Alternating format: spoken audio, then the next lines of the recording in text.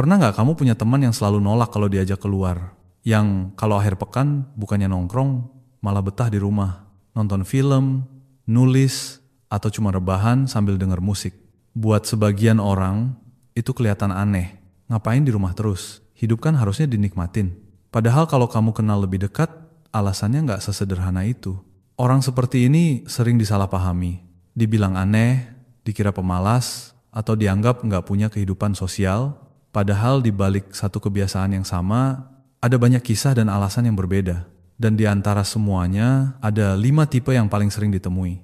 Kita mulai dari yang pertama. Tipe 1, orang yang didorong oleh pengalaman hidup. Ada orang yang nggak sengaja belajar mencintai kesendirian, bukan karena ingin menjauh dari dunia, tapi karena dunia dulu pernah terlalu keras padanya. Dia pernah berusaha jadi orang yang selalu bisa diandalkan. Selalu ada, selalu nurut, selalu bilang gak apa-apa. Tapi lama-lama, hal itu kayak tali karet yang ditarik terus, tanpa dilepas. Sampai akhirnya, putus juga. Di kantor, suaranya sering kalah sama yang lebih berisik. Dalam pertemanan, dia belajar bahwa gak semua kita itu berarti bersama. Dan dalam hubungan, dia pernah lelah karena cuma dia yang berjuang. Sampai akhirnya, diam terasa lebih aman daripada menjelaskan segalanya. Rumah jadi ruang pemulihan kecil, tempat dia bisa rebahan tanpa rasa bersalah, tempat dia bisa berpikir tanpa takut diserang. Dalam psikologi, fase ini disebut emotional decompression, momen di mana tubuh dan pikiran berhenti bertarung dan mulai bernapas lagi. Dunia luar sering salah baca. Orang yang berhenti dianggap kalah, padahal kadang berhenti itu satu-satunya cara supaya nggak runtuh dari dalam. Karena di rumah, dia nggak perlu menang, nggak perlu pura-pura kuat, dia cuma perlu tenang.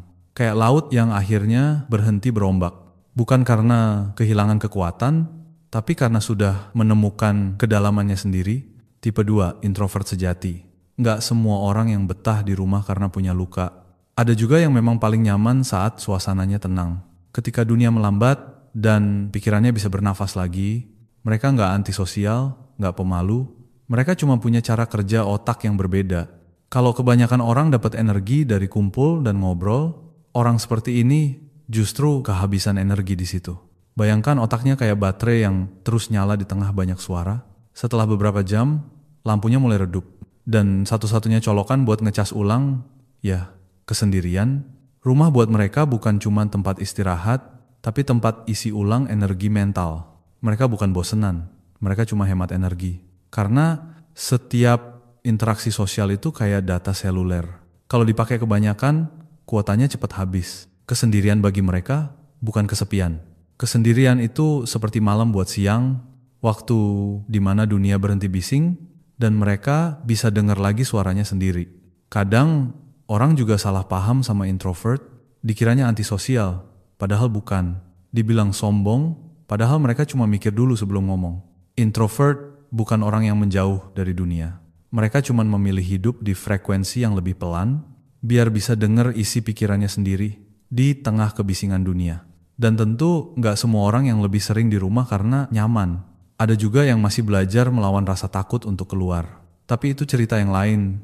Tipe 3, kreatif dan pemikir dalam. Kalau tipe sebelumnya butuh diam untuk pulih, tipe yang satu ini justru hidup dari diamnya. Mereka nggak sekadar menikmati kesendirian. Mereka membutuhkannya untuk berpikir, merangkai ide, dan menemukan makna. Kepalanya jarang benar-benar tenang, selalu ada sesuatu yang bergerak di sana. Pertanyaan, kemungkinan, atau potongan gagasan yang belum selesai. Bagi mereka, rumah bukan tempat melarikan diri, tapi laboratorium kecil untuk pikiran. Tempat di mana mereka bisa menulis, menggambar, atau sekadar menatap kosong sambil menyelam ke dalam diri. Dari luar, kelihatannya nggak ngapa-ngapain. Tapi di dalam, dunia sedang ramai. Setiap ide, setiap perasaan, sedang dicoba, diputar, diuji. Kesunyian bagi mereka bukan ruang kosong, tapi kanvas. Tempat warna-warna pikiran ditumpahkan perlahan. Mereka seperti penyelam laut dalam. Nggak semua orang sanggup turun sejauh itu, karena di kedalaman, cahaya mulai hilang dan sunyi jadi teman. Tapi justru di sanalah mereka menemukan mutiara yang nggak pernah muncul di permukaan. Dan seperti penyelam, mereka tahu kapan harus naik. Setelah cukup lama di dalam, mereka kembali ke dunia, membawa sesuatu yang baru, sebuah ide, karya, atau pemahaman yang lahir dari hening. Orang seperti ini sering dianggap terlalu banyak mikir. Padahal mereka cuma melihat hal yang sama, lebih dalam dari kebanyakan orang. Mereka bukan orang yang lari dari dunia. Mereka justru berusaha memahami dunia dengan cara yang tenang, lambat, dan penuh rasa ingin tahu. Dan kalau kamu perhatikan, mereka sering menemukan hal-hal indah yang orang lain lewati karena terlalu sibuk berjalan. Tipe 4, sensory sensitive, mudah overstimulated. Ada juga orang yang butuh tenang, bukan karena lelah berpikir atau merasa sedih, tapi karena tubuhnya sendiri minta istirahat. Orang seperti ini peka terhadap dunia. Bukan cuma secara emosional, tapi juga secara sensorik, cahaya terang, suara keras, obrolan ramai, semuanya bisa terasa seperti gelombang yang datang terlalu cepat. Bagi mereka, dunia luar itu seperti radio, yang volumenya nggak bisa dikecilin. Terlalu banyak suara, terlalu banyak rangsangan. Di rumah, mereka akhirnya bisa memegang kendali. Bisa memilih suara, memilih cahaya, bahkan memilih kapan ingin berinteraksi. Bagi mereka, keheningan bukan kemewahan, tapi kebutuhan dasar cara tubuh dan pikirannya menjaga keseimbangan. Dalam psikologi, orang seperti ini sering disebut highly sensitive person. Bukan gangguan, bukan juga kelemahan, cuma cara otak yang memproses dunia lebih dalam dari kebanyakan orang. Kalau kamu lihat, mereka sering berhenti sejenak di tengah keramaian. Bukan karena nggak peduli, tapi karena butuh waktu untuk menata ulang apa yang mereka rasakan. Rumah bagi mereka seperti tombol mute bagi kebisingan hidup. Tempat di mana suara luar berhenti dan suara batin akhirnya terdengar lagi. Dan kalau kamu perhatikan, mereka biasanya punya empati yang besar. Karena siapapun yang mudah kewalahan oleh dunia, sering juga mudah tersentuh oleh keindahannya. Tipe 5, the mindful, minimalist soul. Ada juga orang yang memilih tenang, bukan karena luka, bukan karena lelah, tapi karena sadar dunia di luar terlalu cepat. Mereka gak suka terburu-buru, gak nyaman dengan drama, dan gak tertarik ikut balapan siapa yang paling sibuk. Buat mereka, rumah bukan tempat sembunyi, tapi tempat hidup yang sebenarnya. Pagi bukan soal ngejar waktu, tapi menikmati waktu. Segelas kopi, sinar matahari, halaman buku, hal-hal kecil yang sering dilewati orang lain, tapi buat mereka justru itu yang paling berarti. Mereka percaya tenang bukan berarti pasif, pelan bukan berarti tertinggal.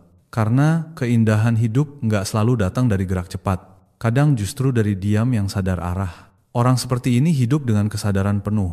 Mereka tahu kapan harus berhenti, kapan harus bergerak, dan kapan harus sekadar duduk menatap langit tanpa merasa bersalah. Kalau kamu lihat dari luar, mereka mungkin terlihat biasa aja, tapi di dalam mereka punya dunia yang rapi, ringan, dan cukup. Kayak seseorang yang berdiri di tepi pantai. Nggak perlu ikut ombak buat tahu laut itu indah. Cukup diam, melihat, dan tahu. Dia sedang ada di tempat yang tepat. Kalau dipikir-pikir, orang yang suka di rumah datang dari banyak alasan. Ada yang pulang karena lelah, ada yang diam karena butuh tenang, ada yang berpikir dalam, ada yang sensitif terhadap dunia luar, dan ada yang memilih hidup pelan karena sadar gak semua hal perlu dikejar. Tapi satu hal yang menyatukan semuanya, mereka cuma ingin punya ruang di mana mereka bisa jadi diri sendiri, tanpa topeng, tanpa tekanan, tanpa tuntutan. Buat mereka, rumah bukan sekadar tempat tinggal. Rumah adalah tempat dunia berhenti berisik dan pikiran akhirnya bisa bernapas lagi. Dan kalau kamu perhatikan, orang seperti ini sering kelihatan paling damai. Bukan karena mereka punya hidup yang lebih mudah, tapi karena mereka berhenti mencari kebahagiaan di luar dan mulai menumbuhkannya dari dalam.